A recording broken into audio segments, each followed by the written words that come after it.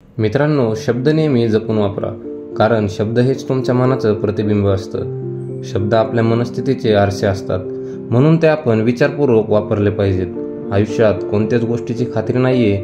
मृत्यू कधी येईल, कधी हसरा क्षण येईल, कोणाला काहीच माहीत नाही. म्हणून प्रत्येक क्षण आपण जगायला शिकलं पाहिजे. दुःख, चिंता बाजूला ठेवून सध्याचा क्षण आपण अनुभवायला शिकलं पाहिजे, कारण तो पुन्हा येणार नाही. मित्रांनो, मन शांत असेल तर विचार प्रगल्भ होतात. शांत मनात सकारात्मक खोल विचारांची पेरणी होत असते. म्हणून राग, लोभ बाजूला ठेवावेत. लोक तुम्हाला समजून घेतील याची अपेक्षा ठेवू नका. सर्वात आधी स्वतःला समजून घेणं हे खूप महत्त्वाचं आहे. तुमच्या भावना, चुका, स्वप्न समजून घेणं हेच आपलं आत्मभान आहे.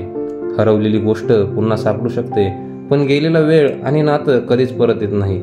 वेळ आणि नात्याचा योग्य आदर करावा, कारण ते पुन्हा मिळत नाही. स्वप्न मोठी असू द्या, पण पाय नेहमी जमिनीवर ठेवले पाहिजेत. आकाश गाठा, पण नम्र राहा. अहंकार न ठेवता साधेपणाने जगायला शिका. तुम्ही किती मोठे जगलात याला काही अर्थ नाही, पण तुम्ही कसे जगलात ना याला खरी किंमत आहे.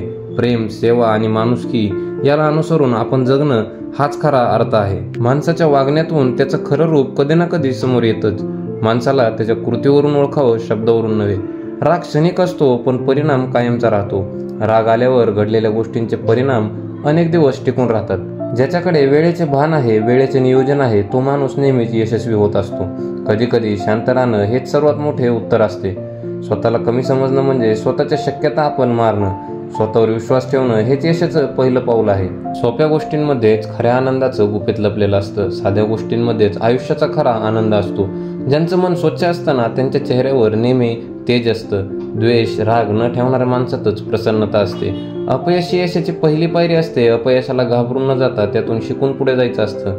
दुसऱ्याला मदत केल्याने आपली माणुसकी जिवंत राहते. दुसऱ्याला मदत करणं म्हणजेच खरं माणूस पण होय. स्वप्न बघा, पण त्यासाठी झटायला शिका.